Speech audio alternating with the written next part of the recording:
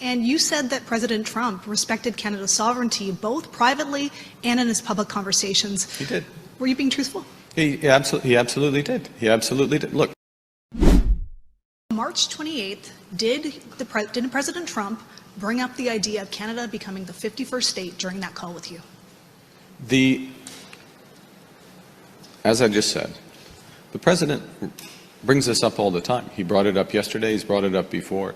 There's a difference between the conversation that was held between leaders of government, which was this conversation, and a discussion that led directly to an agreement that as sovereign countries we would have negotiations about our partnership following the election on Monday.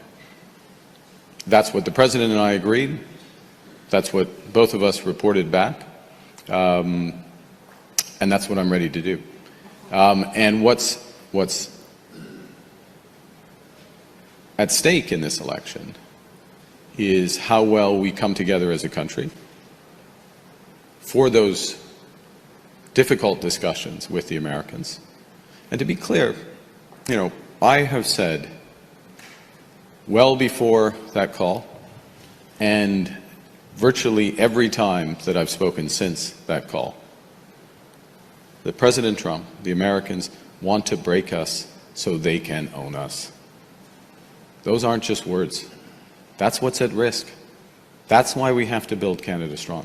That's why we have to go hard. That's why we have to negotiate properly. That's not why we have to build outside options. That's why we have the plan that we do.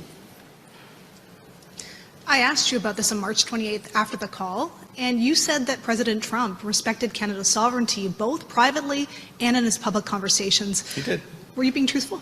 He absolutely did. He absolutely did. Look, the President has certain things in his mind that he reverts back to all the time. But treated me as the Prime Minister, not as something else. I'm not even going to say the word he used to use about my predecessor. Treated me as the Prime Minister. We had discussions as sovereign nations. We agreed as sovereign nations that these negotiations will begin after the election on Monday.